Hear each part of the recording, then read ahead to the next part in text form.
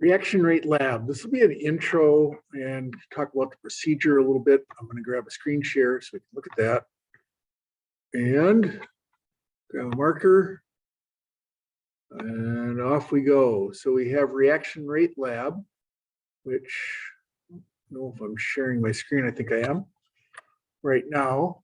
And it talks about five main factors that affect chemical reaction rate. We're going to look at temperature, concentration, and the presence of a catalyst. So we'll look at three of those right here.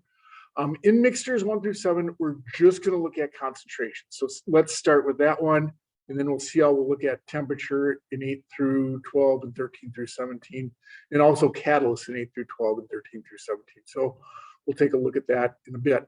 We got three different solutions. Okay, so I call them A, B, and C throughout, probably because it's just easier with the naming. A is pretty simple, potassium iodide. You can note the molarities. Notice B is sodium thiosulfate, C is ammonium peroxydisulfate. So we have a couple ions that aren't on our common ion chart, and we can go back and refer to these at some point, but I am going to do A, B, and C just to keep track of things and keep it a little bit easier. And certainly with the labeling makes it a lot easier to keep track of things. Okay, let's see. So a couple things with the lab. You are going to be doing a report. I'll have another video about what the report's going to be and the expectations for that. And let's see, I think we can go through some of these hints. And again, the formal report guide, I will talk that through in a different video. So I'm going to go to the procedure on page 3.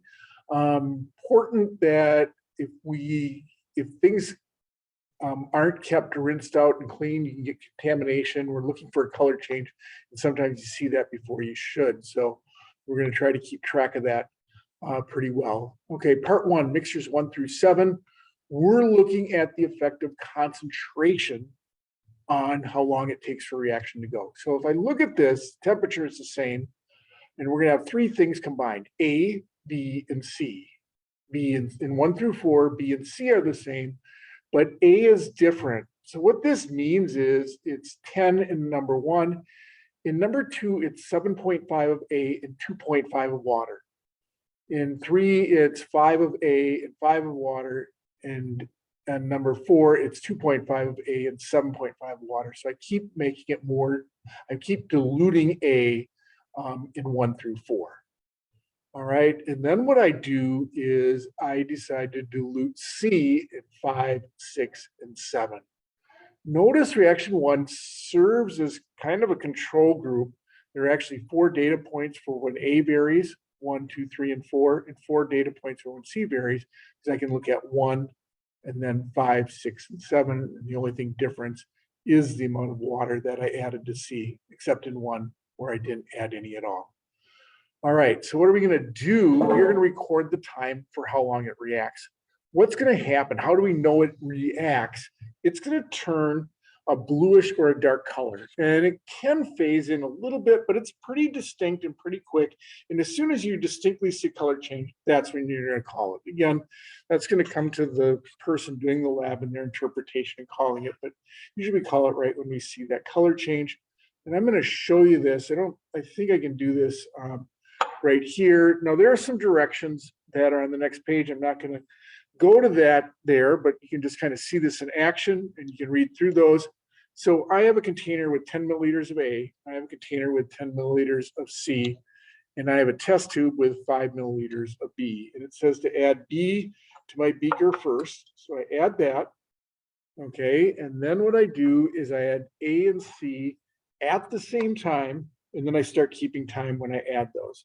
So I'm going to start in 3, 2, 1, and then I'm going to pour that in, and then I'm going to keep track of this. Now I'm going to keep this swirling around. I'm probably going to put a white backdrop up there and try to make it so you can see that. And I think you'll be able to see that color change in this video, hoping so. So we're looking here, and I could either stir it with a stir stick or I could swirl it like this. This should be good. And okay, it looks like I've seen that color change right now. And you get kind of that purplish thing and a little bit of a phase in, but not much. And you're going to record how many seconds that did. I don't know how many seconds that did, maybe a little less than 30, 25, something like that. But when you do the lab, you'll have that information. Okay, and then I'm just going to repeat that, except when I fill up my 10 milliliters of this, I'm going to put 7.5 of A in, and I'm going to put 2.5 of water, top it off with 2.5 of water. So I got 10 milliliters of A, but really only 7.5 of it is A and 2.5 is water. And I'm going to record the time of that and so on. So I'm going to fill in this data and get that whole data table. And that's what we did on day one for this lab. On day two, we do a couple things. We do mixtures 8 through 12. And if we look at the data table, it's always 10 of A, 5 of B, and 10 of C, kind of like we just did there. But we're going to vary the temperature. Room temperature is about 20, maybe a little over 20 degrees Celsius. So notice we're going to have to take our things, and when we measure our 10 milliliters of A and C, we're going to transfer them to test tubes and then put the test tubes into a cold water bath for the first two and a hot water bath for the last two, and probably even number 10, we'll probably have to put that in a hot water bath to get it to the temperature we want.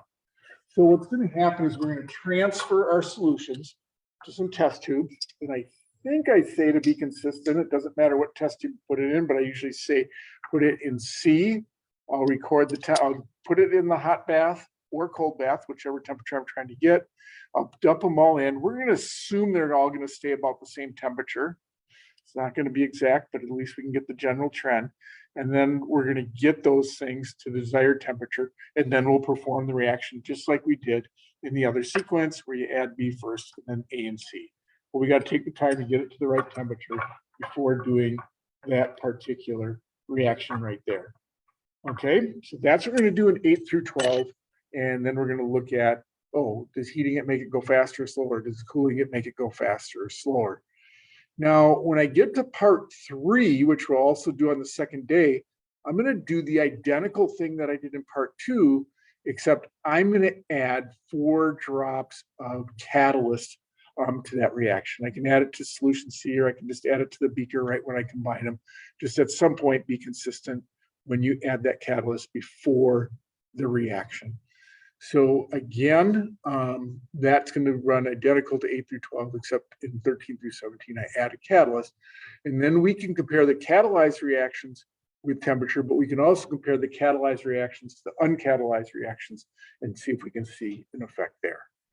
So that's essentially what we're looking for, is this color change. And we will have another video which shows why we see this particular color change. And then we will also have something where we'll just talk about the expectations for the lab write-up. Thank you for watching.